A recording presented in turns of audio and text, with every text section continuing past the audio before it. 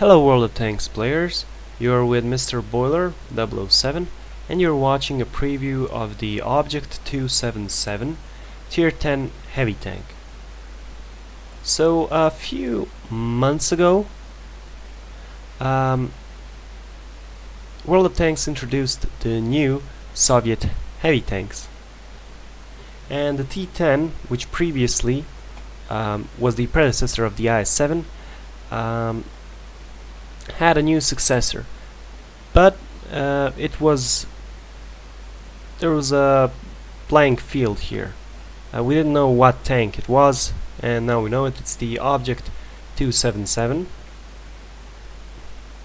And if we look at the tech tree, we already have at this point 4 heavy tanks.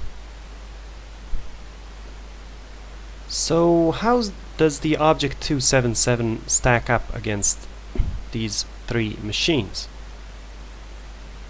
Now looking at the survivability, it has 140 millimeters at the front, 112 millimeters at the side, and 50 millimeters at the rear. Okay, we're going to compare it even to the T-10. If you look at the design characteristics, these tanks are really similar. Now the Object 277 doesn't have the pike nose, but it is pretty angled armor. As you can see, the sides are pretty similar, and even if you look at the rear has the most similarities.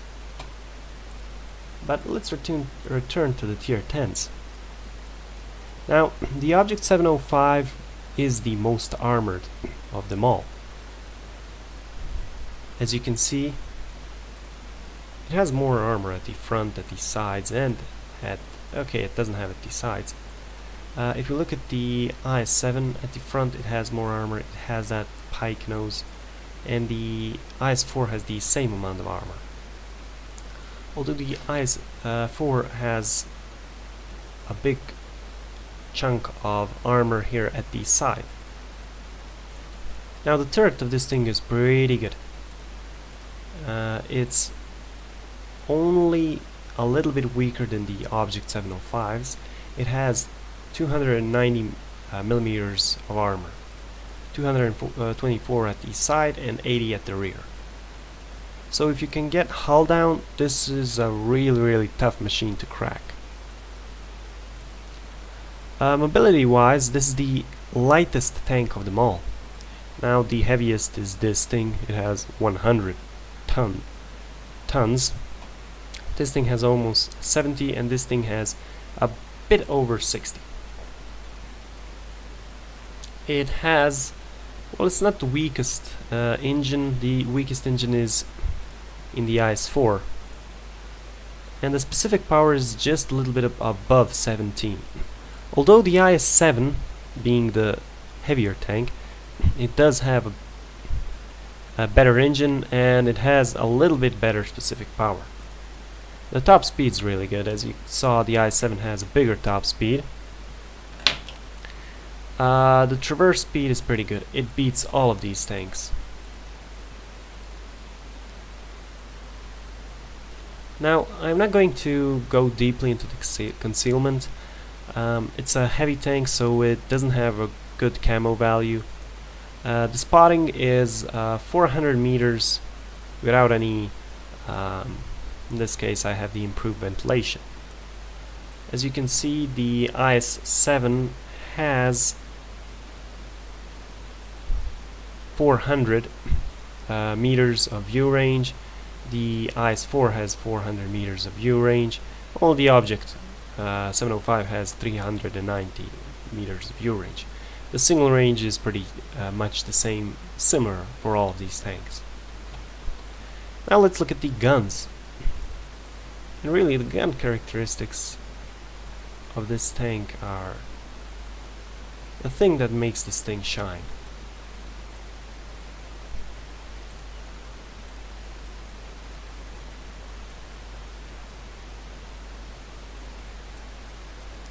So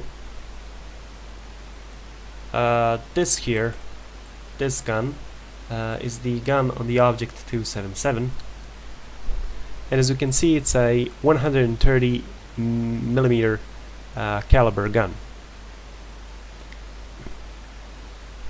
So as you can see here, it has the best rate of fire, a little bit better than the IS-4, a lot better than the Object 705, and yeah, better than the IS-7.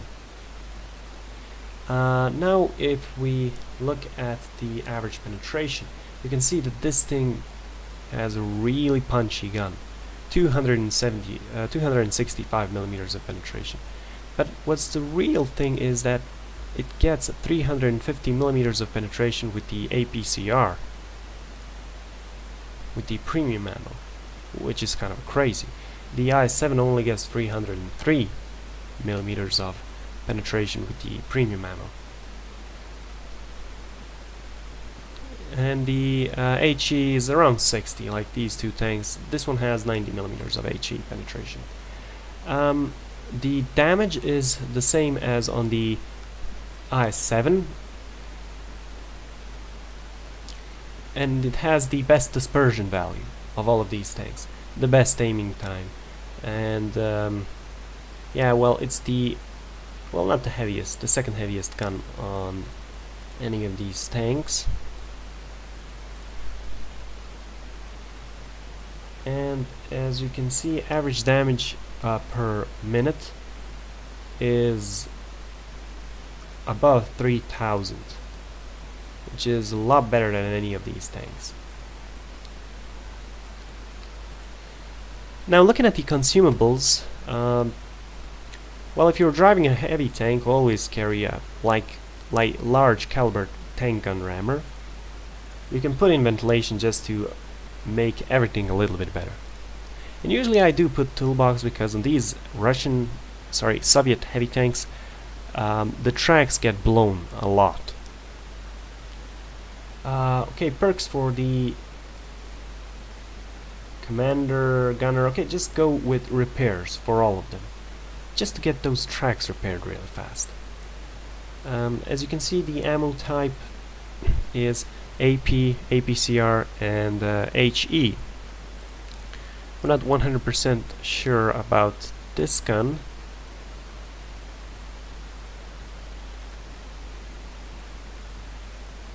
But yes, this thing has five more rounds than any of these two tanks.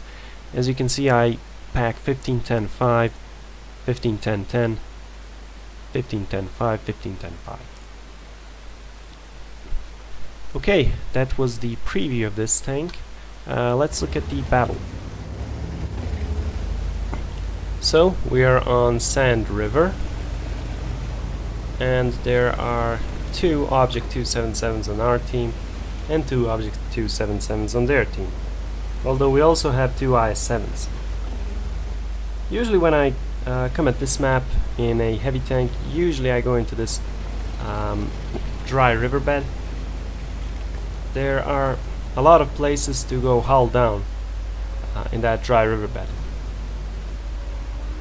Now as you can see, going downhill, this thing goes a little bit above, actually a little bit below 60 kilometers per hour. And here on the flat terrain it goes around 50 kilometers per hour. It's a really fast tank. It has the mobility of a medium tank and maybe the armor of a medium tank, but the gun's a heavy tank gun. Okay, we find the IS-7, and I couldn't penetrate him, so I didn't shoot.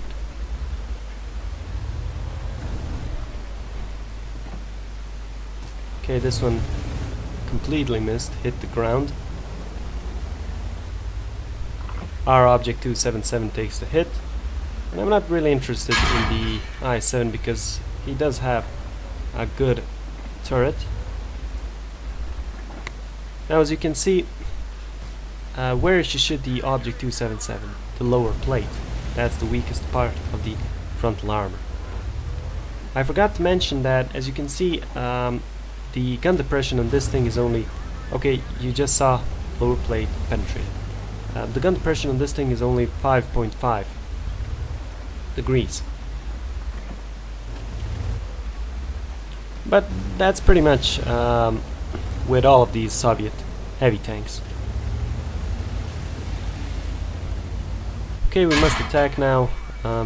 I take the shot from the IS-7 and our team's gonna finish this.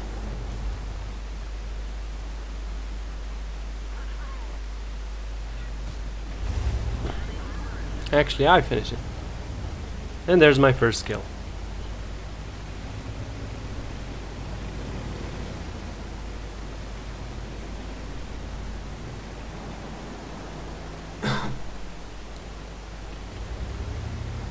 Now, there's a problem. We got a Rheinmetall in front of us and a Object 277 behind us.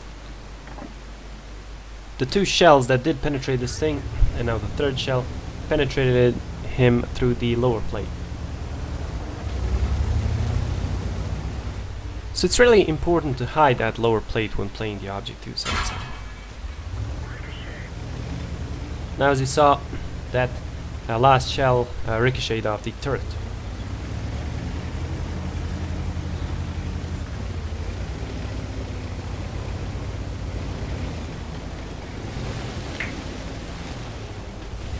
As you see, the shell, one shell did penetrate the, well, let's say, side of the turret.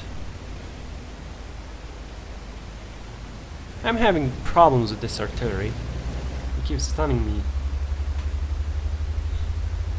Trying to get the shot on that Object 277, but I can't see him now.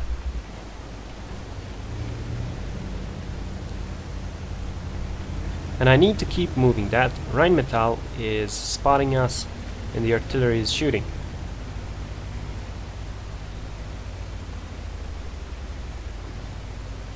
Okay, load in the APCR. But that thing is hull down. Actually, he can hit me, but I can't really hit too much of him. Only that little cupola. So I load in the HE. HE doesn't need a penetrator. It blows up on contact and does damage. And here you can look at the Rheinmetall. He goes down this cliff and he crashed. So one less tank to worry about. Okay, it's time to get that artillery.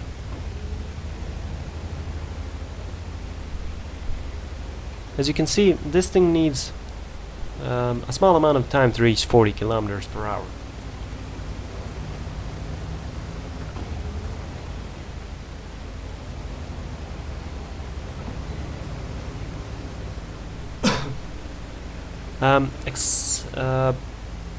Aside the Object 277, there's a, I think it's the K91 Tier 10 medium, Soviet medium tank.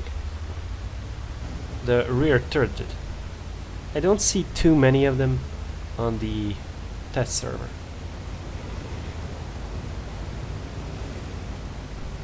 So one shot into the artillery, it does a little bit more damage than it should do, but not enough to kill it. Unfortunately, that HE was intended for the artillery. I did only a small amount of damage to the Progetto and blow his track off.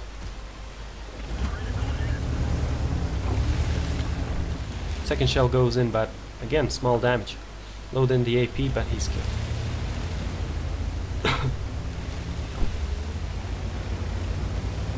So this AP will be for the artillery. And there's my third kill.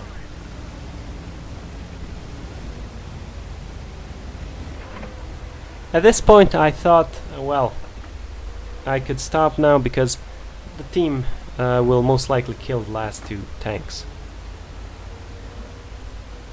And this is a shot on the move, and it failed to hit anything.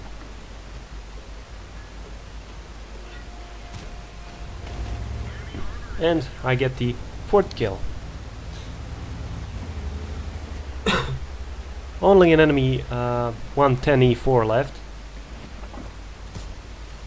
And then I get the fifth kill.